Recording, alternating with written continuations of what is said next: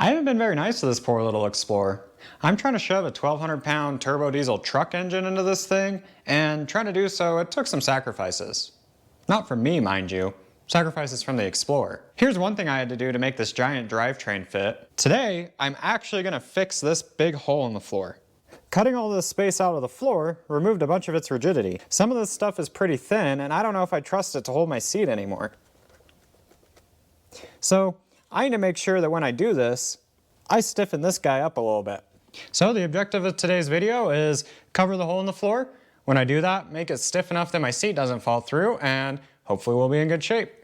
Another small note, I got some comments. I know a few of you are a little concerned about the fact that the video slowed down a little bit. I apologize for that. The reason why is because I got a new job. And when you get a new job, there's lots of non-YouTube related stuff that needs to get done that was taking up all my time, but luckily, I'm done with most of that stuff now. The pace of the videos should pick up a lot now, and don't you worry. This thing's getting done. I'm not gonna stop making videos on it till it's done. Subscribe and stick around. I promise you will see a running, driving Cummins 12-valve Explorer in the future on this channel, whatever it takes. A few weeks ago, I went to the local metal supplier and picked up this sheet metal. This is what I'm going to be using to make the transmission tunnel. There's lots of materials you could choose to make a transmission tunnel. For example, I considered using fiberglass because it'd be a lot of fun to learn how to work with it. But in the end, I decided the easiest way for me was just going to be sheet metal. In order to make a template, I picked up some of this contractor paper.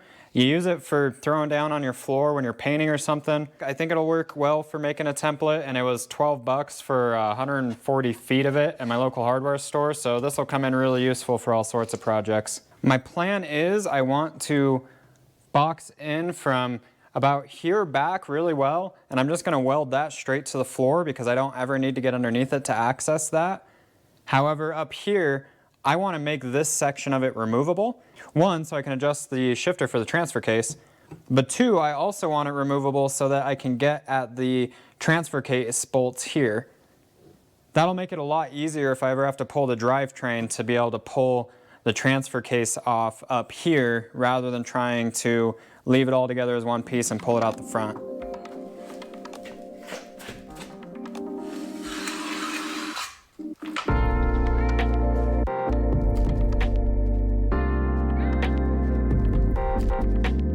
Alright, something like this is basically what I landed on.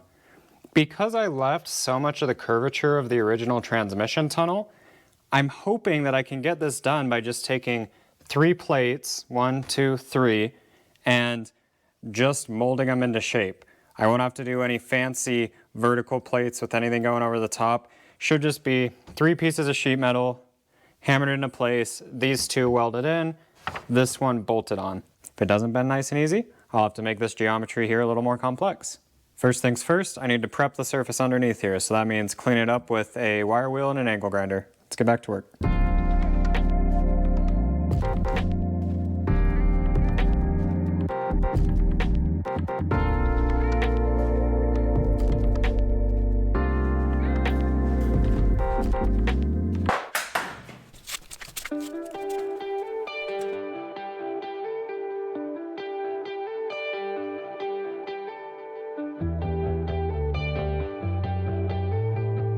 Sheet metal brakes? We don't need no stinking sheet metal brakes. And by that I mean, oh God, I wish I had a sheet metal brake. Pro tip, if you're ever looking all over for your safety glasses, make sure you check your head. 9 times out of 10, that's where they'll be.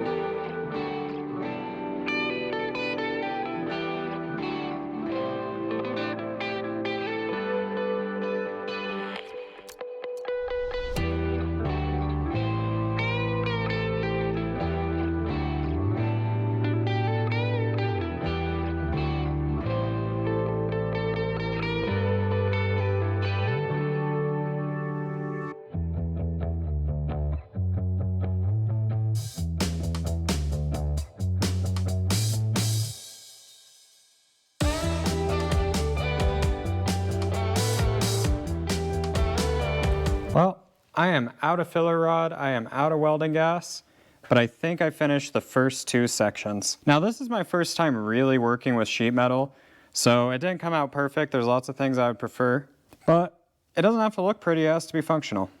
This spot right here, the huge dent, the reason I needed to do that was to make sure the seat fits. The seat pretty much fits now. I'm probably gonna have to put a really small spacer here just to do a fine adjustment on it, but other than that, this seat fits, so that's in good shape. It's fully sealed from here back. I'm not gonna go in and weld the whole thing because that would be a waste. My plan right now is to fill all of this in with seam sealer so that I don't have to rely on the welds to keep it waterproof and everything. I can use the seam sealer to do that. And then I'm thinking I'm probably gonna want to bed liner this once I'm done, but I haven't figured that out yet. That'll be a different video. This is what the other side looks like. A couple lessons learned, like on this piece right here. When you're welding something like that, it's so much easier to tack in the critical part and then hammer this in so that you close the gap and do a little tack there, and then hammer it in and tack, and hammer it in and tack. It's so much easier to do that than to try and tack it here and then hammer this side in and tack it. You just move a little bit of this at a time, hammer tack, hammer tack. The bane of welding is fit up, and whenever you have a small gap, it makes it much more difficult. So if you tack, hammer, weld, tack, hammer, weld, that makes it a lot easier. My second lesson learned is, honestly, if I was gonna do this again, I would draw it up in CAD. Originally, I was thinking it would have been really overkill to draw something up like this in CAD and then to do it. I figured I'd just give it a shot. However, all of these like weird origami shapes, I would have much preferred having a template. So in the future, if I'm gonna do this again, I'm going to see if there's any way that I can maybe even make a 3D scan of this, if not just model it. That might seem like way overkill to some people. Obviously you can do it without doing that, but I think it would have saved me a headache. These 2 pieces took me 2 days. Sheet metal fabrication's hard. It was also my first time doing it, but yeah. Now it's time to get started on this section. This section, the way I designed it, it should just be a very simple round shape. I shouldn't have to do anything crazy, and this is the section that's getting bolted in. One option for doing that is you could just weld a nut on the back. However, that's a lot of work. Another option is you can use a riv-nut or rivet nut kit like this. I think I just got this one on McMaster-Carr. If it's any good, I'll put a link in the description so you can get one as well. And if it's not any good, then I won't. This is what this set looks like. It's kind of like a normal rivet gun, but it's got an extra little die here, mandrel here, for setting the threaded riv nut. These brass inserts are the riv nuts themselves. So you drill a hole to a pretty particular size that this chart gives you. You stick that in there and then you use this tool and it flares out the outside edge so that it doesn't come out. And then you just put a normal bolt in it. The cheap and not as good way of doing this is just with sheet metal screws. These little guys have a little drill on them. So they drill a hole into the metal and then the screws are self-forming. These are fine if it's a one-time installation, but if you have to pull these out and put them back in all the time, then these threads kind of get really screwed up the more you take them in and put them out. So if it's something you anticipate taking in and putting out a lot, don't use sheet metal screws.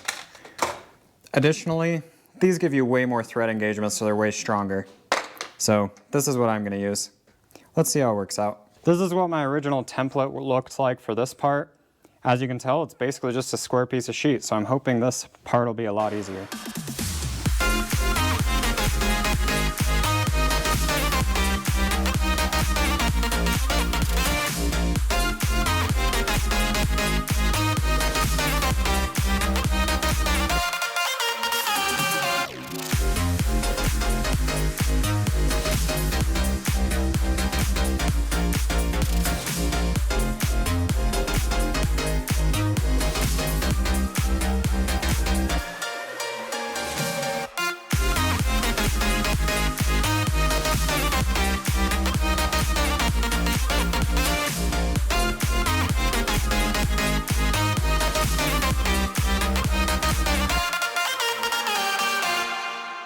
Here's a small lesson learned on these riv nuts.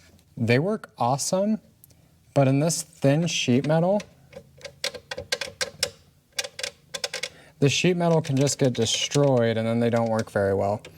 So while most of these spots I'm perfectly happy with the riv nut that's there, and this spot, which was a continued issue where I kept having the riv nut spin, I actually went in and riveted another piece of steel to this to make the steel thicker for the riv nut. I'm hoping that this gives a lot more strength here. Keep in mind if you're doing something like this really thin sheet metal, I don't know what it is, 40 thou or something, you might want to consider folding the edge and doubling it over, or you might consider actually adding another piece of steel to make it stronger. Well, here it is, the finished product. Next time I'll go ahead and put the shift boots on, as well as painting it and getting the seats in and all that stuff. So next time I'll be working on getting the interior finished up. I'm happy with these button head screws, they look good. However, I will say if I were to do it again, I would reinforce the back of every one of these screws. This sheet metal is just too thin to be putting riv nuts into. It's not very tough. So, subscribe and stick around if you want to see the next one. Thank you for hanging out with me in my garage today. I hope to see you next time.